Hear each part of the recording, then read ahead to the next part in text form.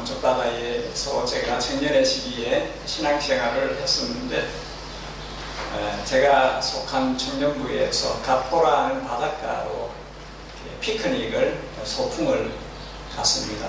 저 설교 PPT 이렇게 넘겨주시면 조금씩 그 내용이 나오고요. 사진도 나오고 성경 구절도 나옵니다. 쭉 한번 연결을 해주시면 좋겠습니다. 근데 문제는 바닷가에 갔더니 어떤 아마 임원들이 프로그램을 그렇게 짠 것 같은데, 형제와 자매가 배를 타고 바닷가로 가는 그걸 순서를 정해 나왔어요. 제가 당황했던 것은 제가 그때까지 한 번도 배를 지어본 적이 없었고 수영도 자신이 없는 그런 상태였어요. 그런데도 안 한다고 할 수가 없는 것이, 저와 짝이 된 자매가 저를 희망을 가지고 쳐다보고 있기 때문에 어쨌든 가보자 속으로 이제 어쨌든 되겠지, 하다 보면 되겠지. 그러고는 계속 나보다 먼저 출발한 그 배들이 어떻게 하는지를 유심히 보았습니다. 아, 저렇게 하는구나. 그러고는 이제 타고 같이 이제 타고 이제 출발을 하는데, 한참 노력을 했는데 앞에 앉은 자매가 배가 안 가요. 그 자리 그대로 있어요. 그럽니다. 그러니까 밖으로 가야 되는데, 열심히 저어서 원하는 방향으로 가야 되는데 가지를 않는 것입니다. 더 나빠진 것은 그 사이에 저의 옷도 다 버리고 그 앞에 자매의 옷도 다 버리고, 둘 다 멋지게 폼 내고 온 옷이 완전히 젖어버렸다는 거죠. 여러분, 때로 인생이 이와 같을 수도 있다 하는 생각이 듭니다. 계획을 갖고 방향을 잡고 열심히 노를 줬는데도 전혀 원하는 대로 가지지 않는 그런 상황이 발생할 수 있는 것이지요. 오늘 우리가 읽은 성경 룻기서는 유다 땅 베들레헴에 살던 나오미라 하는 여인이 남편과 두 아들과 함께 모압 땅으로 이민을 가는 그 이야기로 시작이 되어집니다. 처음에는 갖고 온 재산도 좀 있고 그럭저럭 잘 적응해서 살았던 것 같습니다. 그러다가 갑자기 남편이 세상을 떠나버리고 맙니다. 남편이 떠났지만 그래도 용기를 내어서 두 아들을 길러서 두 아들이 장성해서 그 이방 땅에 있는 모압 여인과 결혼을 해서 가정을 가지게 되었습니다. 이렇게 한 10년을 더 지내다가 또 그토록 이제 기대고 사랑해왔던 아들들이 세상을 어머니보다 먼저 떠나게 되어져 버립니다. 처음에 이 땅에 올 때 남편과 아들 둘을 데리고 왔었는데 다 없고 이제 혼자 남았는데 고향으로 가야 되겠다 하는 생각을 갖게 되어집니다. 이방 땅에서 연을 맺게 된 자부들까지도 그 땅에 두고 혼자 고향으로 갈 생각을 한 것이지요. 성경은 혼자 남겨진 나오미의 그 가슴에 있는 아픔을, 고통을 세 번이나 연속으로 이렇게 기록합니다.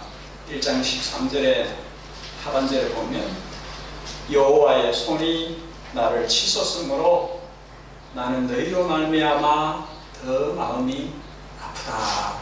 자부들에게 이야기하는 것이죠. 1장 20절에는 나오미가 그들에게 이르되 나를 나오미라 부르지 마라. 나오미란 뜻은 기쁨이라는 뜻입니다. 나를 기쁨이라고 이름으로 부르지 마라. 나를 마라라 부르라. 마라라는 뜻은 고통, 생애를 나옴이라고 부르지 말고 기쁨이라고 부르지 말고 마라라고 부르라, 고통이라고 부르라. 가스마리가 얼마나 심했는지를 볼 수 있지요. 1장 21절에 내가 풍족하게 나갔더니 여호와께서 나를 비어 돌아오게 하셨다. 여호와께서 나를 징벌하셨고 전능자가 나를 괴롭게 하였으니 너희 어찌 나를 나옴이라 기쁨이라 부르느냐. 그렇게 이야기합니다. 나오미에 이어서 나오는 이런 고백들에서 우리는 나오미가 가지고 있는 절망, 체념을 읽을 수 있습니다. 나오미가 그냥 이방 땅에서 그렇게 생의 끝을 맺지 않고 굳이 고향 땅 베들레헴으로 다시 가야 되겠다 이런 생각을 한 것은 아마도 마지막 순간은 하나님의 땅에서 하나님의 백성과 함께 끝을 맞고 싶다. 아마 이런 기대감이 있어서 그랬을 것입니다. 근데 이렇게 다 두고 떠나려는 이 나오미에게 한 사람이 달라붙습니다. 떼어낼 수 없도록 달라붙습니다. 나오미가 결국은 같이 가자 동행을 허락할 수밖에 없었던 이 자부 루스라고 하는 이 자부는, 이 여인은 이렇게까지 말을 하면서 떨어질 수 없다고 이야기합니다. 죽음이 어머니와 나를 갈라놓기 전에는 떨어질 수 없습니다. 이렇게 말을 하나님의 이름으로 맹서하면서 합니다. 그러면 누가 떨어뜨릴 수 있겠습니까? 떨어뜨릴 수 없는 것이죠. 그런데 놀랍게도 여기서부터 나오미의 생에 반전이 일어납니다. 절망 같았던 어두웠던 나오미의 생에 끝자락에 희망의 빛이 비추니 해피엔딩으로 갈 수 있는 길이 보여집니다. 나오미가 고향 땅 베들레헴에 돌아왔을 때 온 마을이 떠들썩했습니다. 풍족히 갔다가라는 말에서 볼 때에 나오미가 그 남편과 아들들과 함께 베들레헴에 있을 때는 그 주민들이 다 알아주는 뭔가 그래도 사람들에게 알려진 그런 모습이었던 것으로 보여집니다. 근데 나오미가 돌아왔는데 남편도 없고 아들들도 없고 웬 이방 여인 하나를 데리고 이렇게 돌아왔습니다. 첫 번째 마을의 사람들이 보였던 반응이 이거입니다. 나오미 맞나? 너 정말 나오미냐? 하는 그런 말입니다.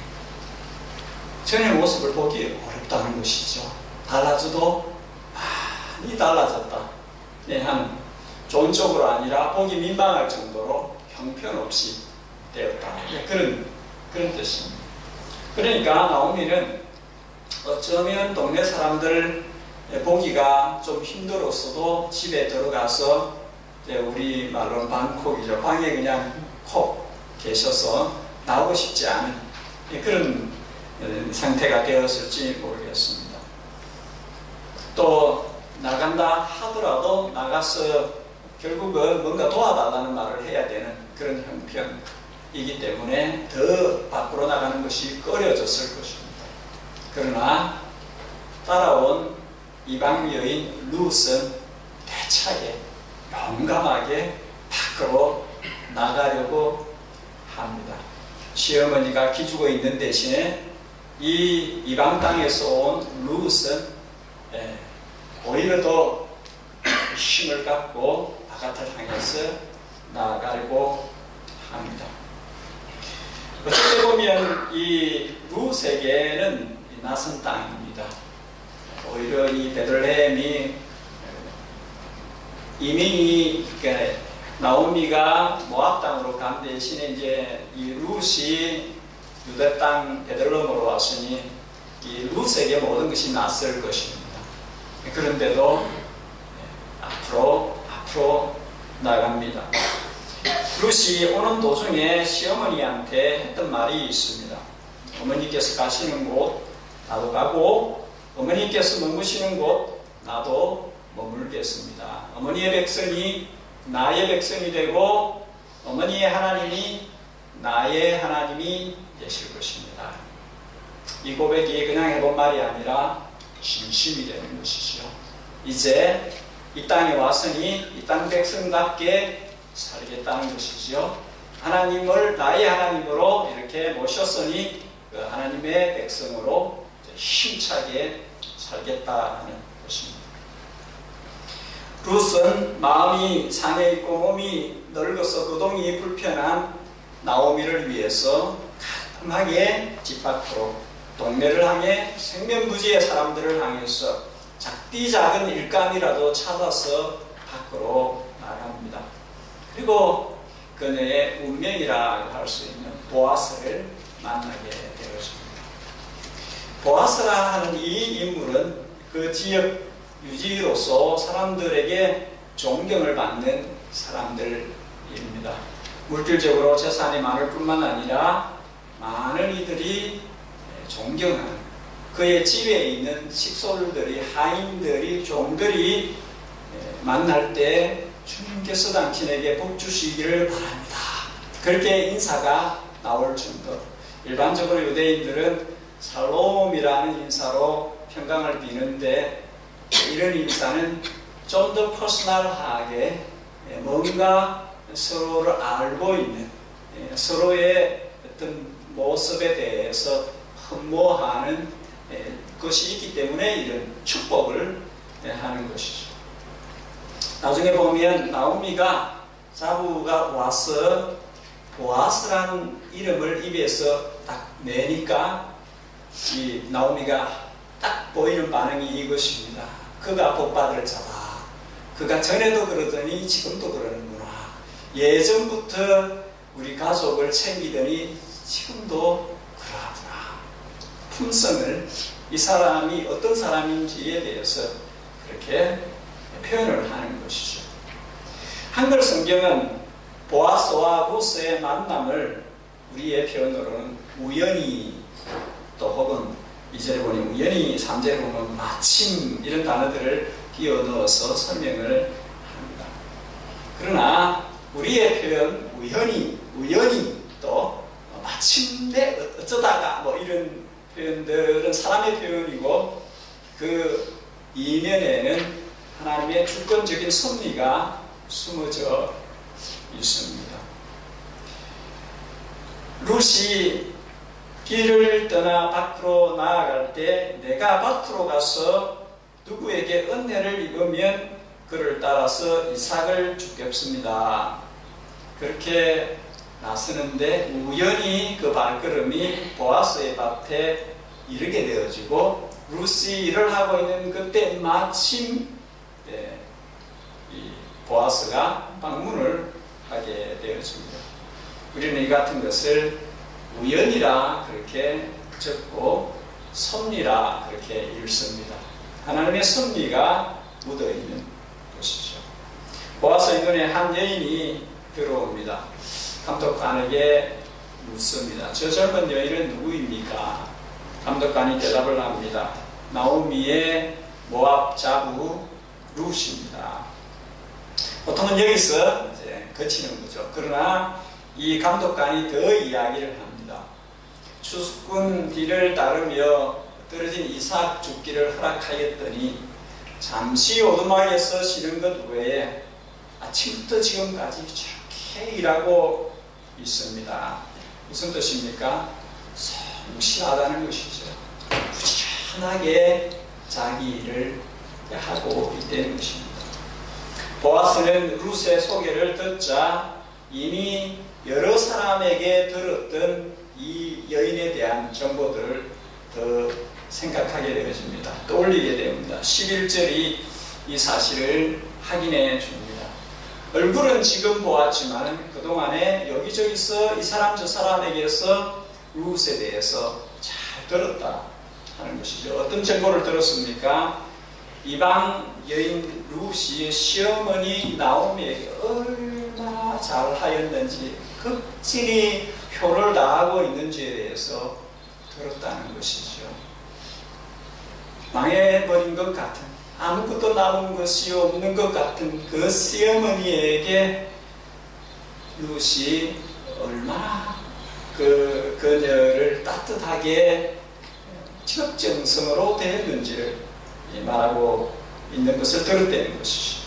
그리고 또 그녀가 원래 정들었던 그 고향 일가 친척을 떠나서 모든 것이 낯선 이 이방, 그 룻에게는 이방 땅인 베들레헴에 와서 새로운 생을 시작하는 것이 얼마나 쉽지 않은 것인지에 대해서 이해하고 있다. 그렇게 11절에서 확인을 해줍니다. 그래서 보아스가 룻에게 두 가지를 약속을 합니다. 하나는 일자리에 대한 약속입니다. 나를 만났으니 딴 데 가지 마십시오. 여기 계세요. 여기서 일하시면 됩니다. 여기서 원하시는 것을 얻으실 것입니다. 하고 일자리에 대해서 이야기를 해주고, 또 하나는 안전에 대해서 약속을 해줍니다. 당신이 여기 있는 동안은 무엇으로부터도, 어떤 위협으로부터도 안전할 것입니다. 내가 약속합니다.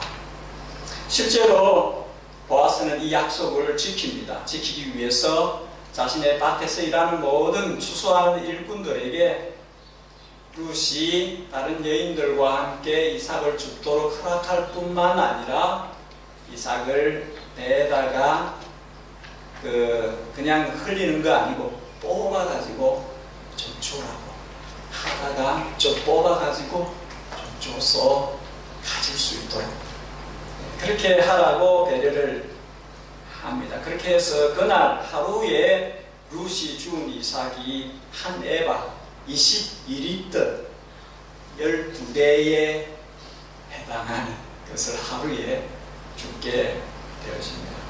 두 번째 약속도 확실하게 지킵니다. 자신의 젊은 일꾼들에게 명령하였어.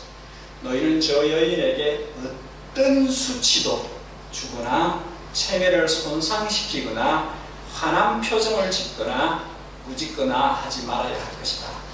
이 원문의 의미들을 제가 다 풀이를 한 것입니다. 엄격하게 명령해서 조금이라도 저 여인이 마음이 상하지 않도록 특별하게 대해야 할 것이다. 이 추수꾼들은 자기의 주인을 정말 존경하는 사람들입니다. 그러니까 주인이 하는 그 부탁에 대해서, 그 명령에 대해서 들을 수밖에 없죠. 기꺼이 따르는 것입니다. 여러분, 보아스는 룻에게 왜 이렇게 잘하는 것일까요? 왜 그러는 것일까요? 룻이 이상하다고 표현을 합니다. 10절에 세 번역으로 보면 저는 한낱 이방 여인일 뿐인데 어찌하여 저 같은 것에게 이렇게까지 잘 보살피고 생각하여 주십니까? 13절에 보면 어른께서 거느리고 계신 여러 여종들 가운데 하나에도 해당되지 않는, 미치지 못하는, 거기 축에도 끼지 못하는 저에게 어떻게 이렇게 잘해줍니까? 어떻게 이렇게 위로하여 주시고 이렇게 용기를 주십니까? 이렇게 말을 합니다. 사실이죠. 이것이 룻에게 현실인데, 그런데도 보아스는 과하다 할 정도로 친절과 긍휼을 이방 여인 룻에게 보여줍니다. 왜 그럴까요? 정확한 이유가 12절에 나와 있고 오늘 설교의 핵심입니다. 보아스가 대답합니다. 여호와께서 네가 행한 일에 보답하시기를 원하며 이스라엘의 하나님 여호와께서 그의 날개 아래에 보호를 받으러 온 네게 온전한 상 주시기를 원하노라. 무슨 말입니까? 하나님 때문에 그런다는 것이죠. 하나님을 위하여 하나님의 기쁘신 뜻을 이루려고 자신이 이렇게 한다는 것이죠. 아무것도 남지 않은 망해버린 시어머니의 곁을 떠나지 않을 뿐만 아니라 그 시어머니가 섬기는 하나님을 자신의 하나님으로 섬기기로 작정하고 찾아온 이 가련한 한 영혼에 대해서 주님께서 보아스를 통해서 그를 품으신다는 것이죠. 내게로 왔구나. 주님의 날개 아래 주님께서 품으신다. 보아스가 보는 눈은 하나님이 바라보고 계신 눈과 같다고 할 수 있습니다. 성경을 하나님의 구원 역사의 흐름으로 구속사로 대다수의 성경학자들이 봅니다. 성경학자들은 여기에 나타나는 보아스를 예수님을 미리 보여준 예표하는 사람으로 그렇게 소개합니다. 보아스는 매일 일상사 가운데서 그의 일꾼들에게 이렇게 인사를 하고 시작을 합니다. 주님께서 여러분들과 함께 계시기를 빕니다. 임마누엘이죠. 하나님께서 여러분과 함께 계시기를 빕니다. 이것이 시작하는 인사입니다. 그리고 그 인사 말을 자기가 자신의 인격과 생활로서 보여주는 것입니다. 그죠? 그 일꾼들이 만일에 그 인사가 맞지 않으면 니나 잘해라 이러죠. 하나님께서 여러분들과 함께 계시기를 빕니다. 그러면서 자신을 통해서 하나님이 저들과 함께 계심을 보여주는 그 역할을 보아스가 하는 것이지요. 보아스는 낯선 이방 지역 모압에서 약속의 땅 하나님의 품으로 찾아들어온 루스에게 하나님께서 그분의 날개 아래로 찾아들어온 너를 보호해 주시기를 원한다. 말로만 그래라 이렇게 하지 않고 그가 직접 하나님의 날개가 되어주는 것이죠. 하나님의 보호하심과 하나님의 공급하심을 루시 누리도록 자신이 전능자의 그늘 아래 쉴 수 있도록 자신이 하나님의 그늘이 되어주는 것이죠. 우리가 다 다루진 않지만 보아스는 루스의 은밀한 프로포즈를 받아들이고 그녀와 혼인을 함으로써 이 루시 가지고 있는 모든 연약함을 리림 고엘이라고 하는데 회복시켜 줍니다. 그녀의 이방인으로서의 신분도 사별한 가부로서의 신분도 후손이 없어 배가 끊어지는 아픔도 심지어 아무것도 없는 그 가정의 유혹 재산권까지도 온전히 회복시켜 줍니다.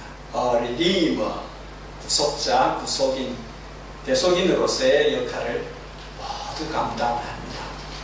예수님을 대신하여 보여주는 것이죠.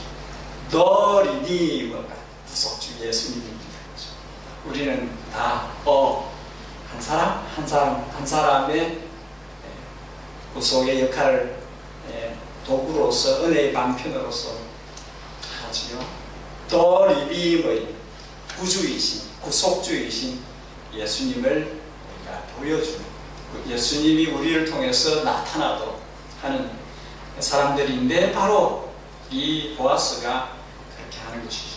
그래서 그는 다윗의 정조 할아버지가 되어지고 그의 아내 룻은 다윗의 정조 할머니가 됨으로써 이 구원의 물줄기가 이 가정을 통해서 온 세상으로 구주가 그들을 통해서 태어나고 그 물줄기가 흘러 내려와서 우리에게까지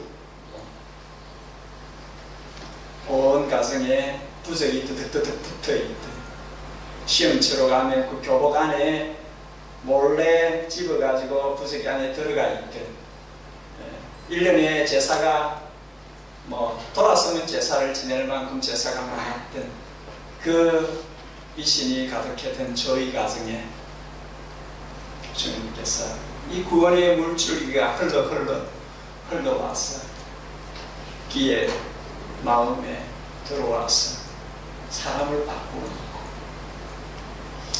그 한 사람이 바뀌니까 가정이 바뀌고, 그래서 저를 통해서 저희 가족들이 다 주님께로 돌아오고 그 형제들의 자녀들까지도 주께로 돌아오고 하나님의 구원의 역사들이 그렇게 이루어져 가는 것이죠.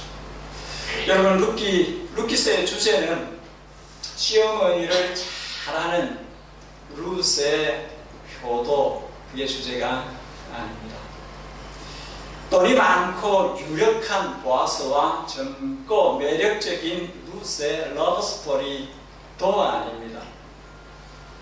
이스라엘의 영적 암흑기라고 할 수 있는 사사시대에 이 룻기가 기록되었다는 점은 아무리 시대가 어려워도, 아무리 성도의 가정이 큰 고통을 당하는 형편에 놓여 있을지라도 하나님 여전히 살아계시다.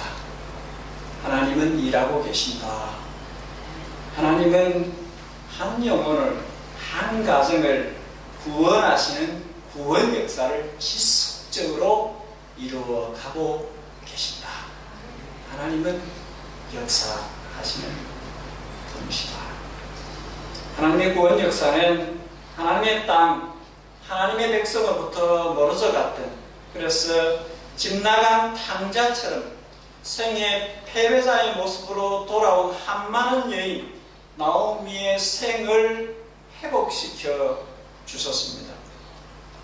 하나님과도, 하나님의 언약의 백성과도 아무런 상관이 없이 그저 이방 땅에서 이방신을 섬기며 살아왔던, 그러다 젊은 나이에 남편을 잃고 가부가 되어진 룻과 같은 생애도 놀랍도록 기회를 허락해 주셔서 하나님의 자녀가 되는, 그 하나님의 자녀가 되는 그녀의 그 가계를 통해서, 그 가문을 통해서 다윗이 태어나고, 그 다윗의 계보를 통해서 그리스도가 태어나도록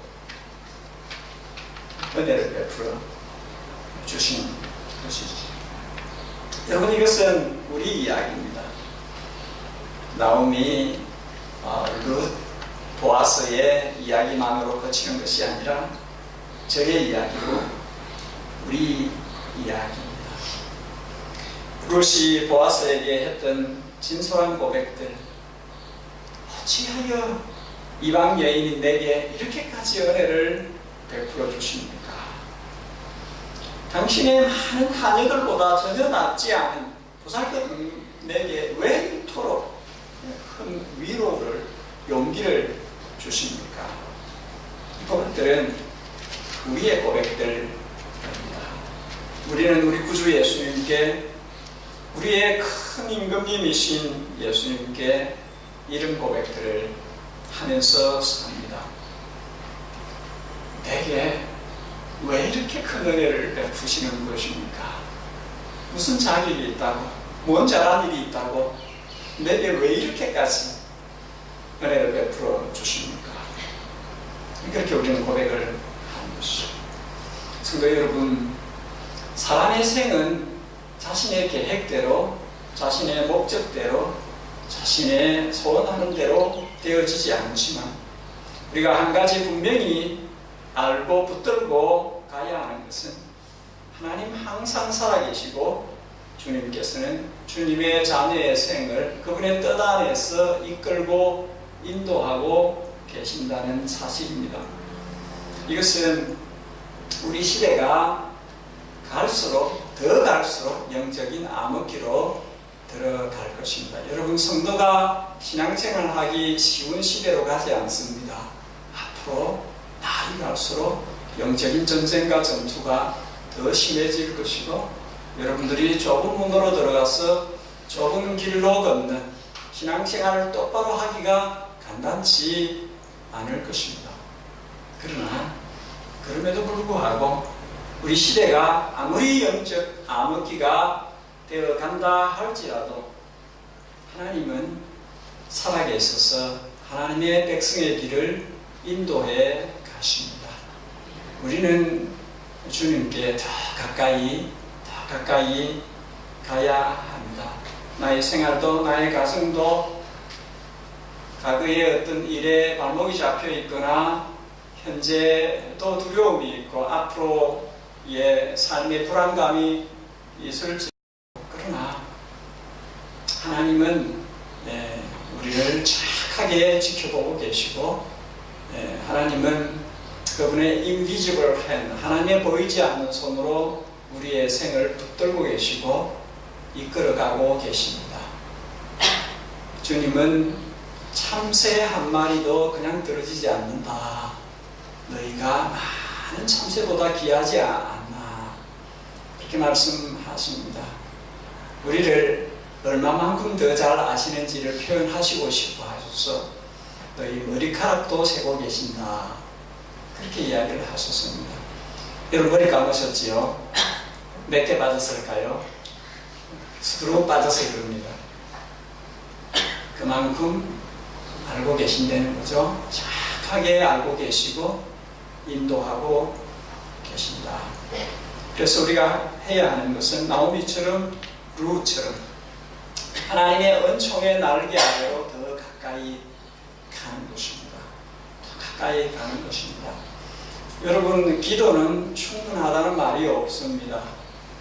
기도하셔야 하고 더 깊은 기도 안으로 들어가야 되어집니다.